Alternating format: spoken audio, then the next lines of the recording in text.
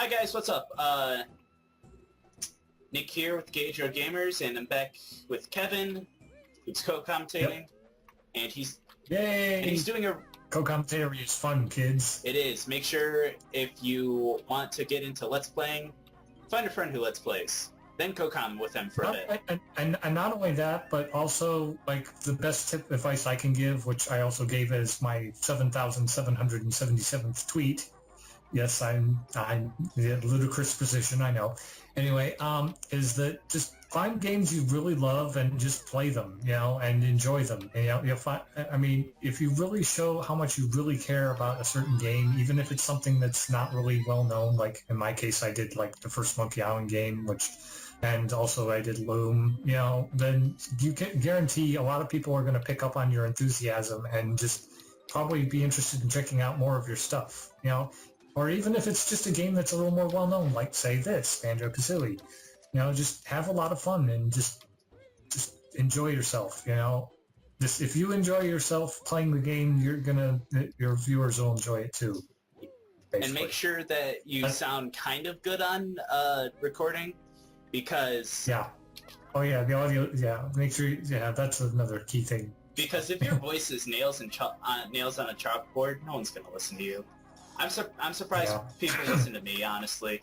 I can hardly stand myself. I'm surprised people listen to me, I'll be honest. I mean, although there's this one girl I talk to on occasion, her name's Jenna, she lives in the UK. We actually just talked for the first time verbally on Skype the other night, and she's like, you know, you have a really calming voice, Kevin. And I'm like, really? I never thought of it like that, but thank you. Because she was like, she called me, and she wanted to do a Skype call with me because we hadn't talked verbally before, and she was also really stressed out, and she just wanted to talk to somebody, and I happened to be available, so, and she, somehow my voice must have really helped her calm down and relax, you know, so that was really nice. Yeah, I think you would remember how last episode you were talking about the radio dramas? Oh yeah.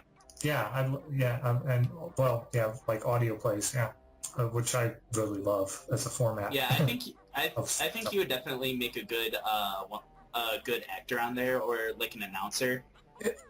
Yeah, that's what some of my friends in high school told me, is that I'd probably be a good voice actor, or even, you know, or even just in general, just kind of like to be good. That's like, I haven't really had a chance to really try that yet, though, because I haven't really been able to really go to school for that, for like acting or whatever. But well, anyway. Grunty scored, hurried short, and should be mad, now it's gone. Yes, I'm mad, my boot I'll put up your useless spooky butt.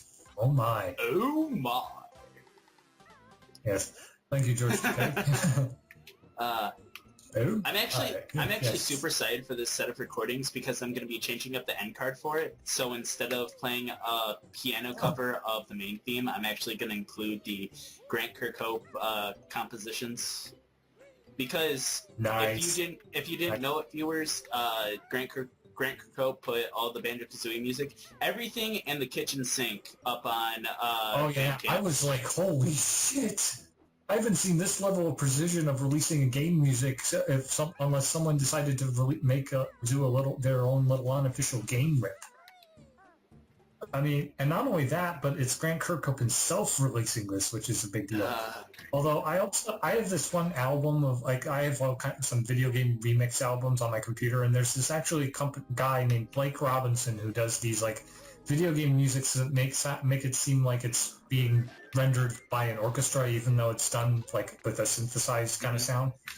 And he did like different albums for different games. Like there's 3 volumes of like Chrono Trigger music he did. There's also,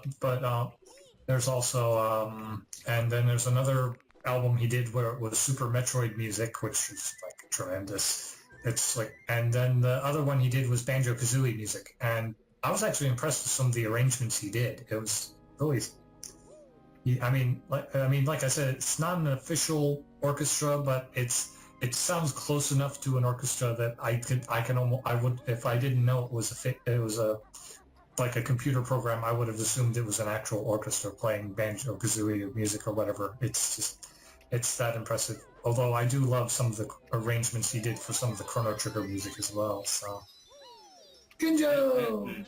Gotta love that music. You know, I recently did a speech in my speech class for college, and well, first things first, I got an A on it, like 100%, 50 out of 50, yay. But also, the subject of it was we had to bring in an artifact, and the artifact had to be on something that like related to us. So I chose video games. Yeah. And for my artifacts, I brought in The Legend of Zelda, Link to the Past, Super Mario Sunshine, and Metroid Prime. Which version of Link to the Past? The Game Boy Advance version of Super Super Nintendo? Nintendo? Okay, thought so. Just wanted to be sure, although I'll be honest, I kind of prefer the GBA version of the SNES port, but that's just me. Well, I've never had the chance to get my hands on a GBA copy of it. But I bought it around the time it came out, so when I was younger, and when I had a copy of it. But if I had a capture device, I'd love to just play Game Boy and Game Boy Advance games on my Game Boy player and just record them off my GameCube. But I have to rely on emulation, alas. Oh, well. No.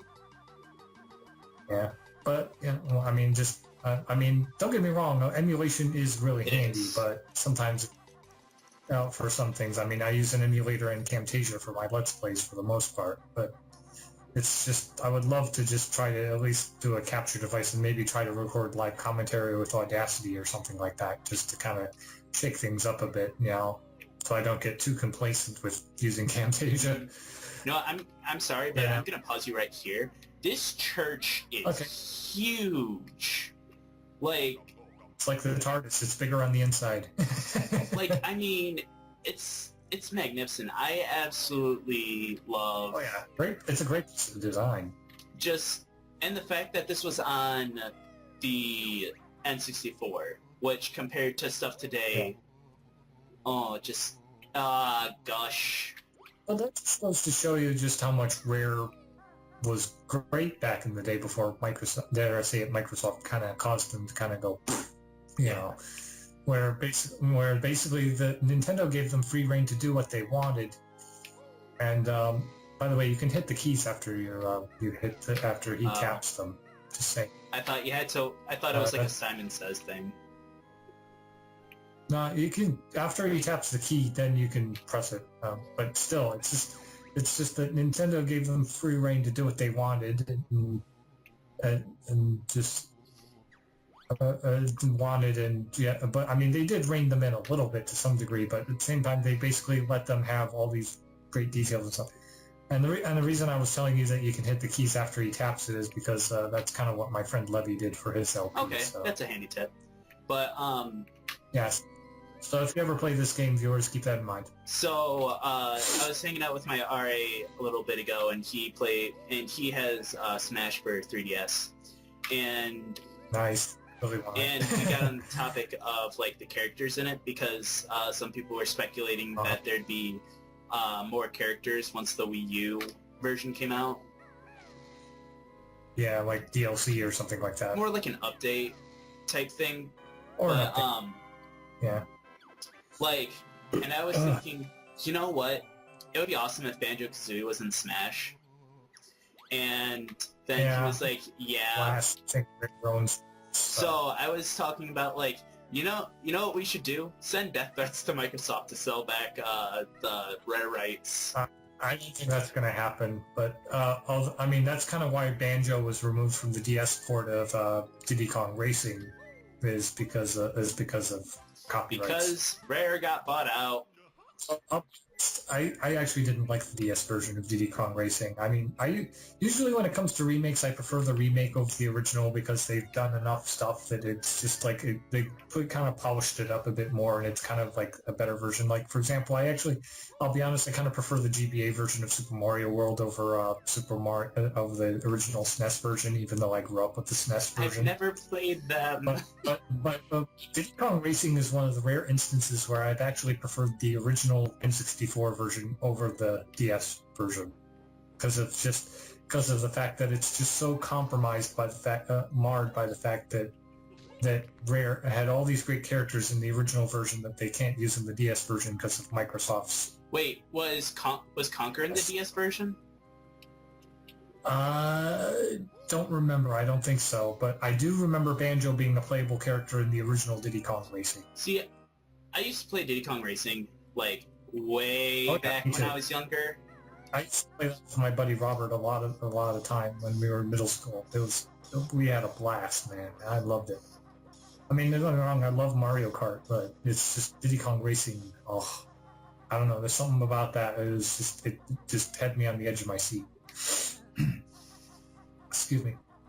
And I haven't had that same feeling until like when I got Mario Kart 7 for my 3DS. 3DS. Jeez. I mean, don't get me wrong, I loved Mario Kart for the DS, but Mario Kart 7 was when I got that little spark of like the similar to how I felt when it came to Diddy Kong Racing. So. Right.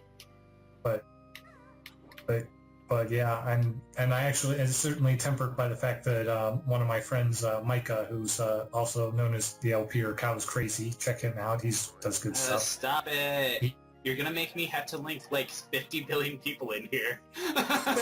No, sorry, I'm plugging my friends. I'm sorry, but he he had a little tournament going on of Mario Kart 7 where he had some of his friends where he had a capture device on his 3DS, and he recorded like little races, people, and including myself. I did a race with him like about a couple weeks after I'd gotten the game, because he had recorded gotten the game, so that was kind of fun. Although he told me this after we recorded this, and he said, keep an eye out during the video, but when I was recording it, the power started running low, so I had to run and get the power cable in the middle of the video before the race started, because it was like after the second race, like in our little impromptu Grand Prix, and basically he was like, you pick four, like he picks 2 tracks he likes, and you pick 2 tracks you like. The competitor picks 2 tracks they like. And then if you tie for 2 on like the tracks, then you do this. Then he picks one of the Rainbow Road tracks to oh God, Rainbow Road. To one of the Rainbow Road tracks to excuse me, to be a tiebreaker, and whoever wins the Rainbow Road wins the overall thing. And I ended up not meeting my friend, but that was fine. I didn't mind. It was fun. I wish I was better at Mario Kart, but alas, I have not been. No, fuck you, Pot. I have not been able to get into the couple recent renditions of it. That's fine. I mean, I think they're trying to like balance it out so it's like for everyone and not just for like the hardcore fans. But yeah. Well, the thing is, I don't have a 3DS or Wii U to play it on, so that's why. I don't have Wii U, and I'm Wii U, so I want to get a Wii U sometime in the future. In fact, one of my friends said that if you don't have a Wii U by a certain time, if she ever gets the money for it, she'll get me one. So that's awesome. And a few of the games I wanted for it, like Smash Brothers. Dude, and Hyrule Warriors. Well, Hyrule Warriors looks awesome. I saw Proton John stream that the other day. I was like, oh, fuck me. IRA has a Wii. Excuse my language. I don't swear very often. My RA has a Wii U, and he also has Hyrule Warriors, so me and my roommate were playing that the other day, and I was like, okay, that settles it, getting a Wii U. So, as soon as I get started on my job here soon, I'm gonna get a Wii U, Hyrule Warriors. Gonna just, like, prep for Smash. Yeah, no pressure. Yeah, and plus one of my friends my friend Micah actually said he's going to be doing some Mario Kart 8 like tournament videos sometime in the future. So he said that, if you want to participate in that, Kev, you might want to get a Wii U soon. But he said it's not going to happen until sometime next year. So I have time for the most part. Yeah, but still. it's coming up. I know, I know. I think he said it wasn't going to probably be till the middle of next year anyway, so like maybe like at least May, so I got time. Dude, I can't wait for next year. 2015, just to get out of 2014. 2014 was such a crappy year. Wasn't that bad for me, but then again, but aside from the fact that I lost my friend Eric in March and everything, but then again, I also had to end a friendship with someone, but I won't talk about that in this because it's just, that's personal. Yeah, I can explain to you like the circumstances behind that when we're done recording all of this, because I'd rather not get into that Let's Play video. So, let's just say I just kind of got sick of this crap. Yeah, I mean, to be quite honest, I realized not too long ago that I don't much care for my friends anymore, like all the ones that I actually hung out with at home. And it may just because college life, you know, I have different friends and all that. But like being away and then coming back, I mean, I'm not gonna lie, it's kind of a pain. But stuff happens. Yeah. As long as I don't hate them forever, I'm good. Oh yeah, I totally understand that. There's sometimes when there's some people I've been friends with for a number of years that, you know, I haven't talked to in a while, but I'm still friends with, or in some case, or in the cases of some people, you know, where, you know, they've been my friends for years, and it's just like, what the hell happened to you? You've become such an asshole, you know, and it's just so depressing, really, when that happens. Oh, and by the way, shout out to Sky, Tech, and Joan. I love you guys, even though there's no face cam. Here's a heart for you. I mean, you can't stay mad at your friends, especially when they've made you who you are. Yeah, I know, but it's in this case, I'm not still mad at him, but there's some things he's done that I just can't forgive. Drugs are bad, okay? Well, it's not drugs. It's not drugs. I'll say that much, but it's just not good. It's not good, okay? Alright, well, on that somewhat kind of depressing note, sorry, we're gonna end the episode here, sideways. So, I'll see you guys next time. Like, comment, subscribe. Go check out the people that Kevin has mentioned in this video. Kevin. As well as myself. Yeah, I mean, don't forget definitely to check out my stuff. Lord knows I could definitely go check out Kevin. And we'll see you in the next episode because we still need to finish Mad Monster Mansion. No pressure. Bye.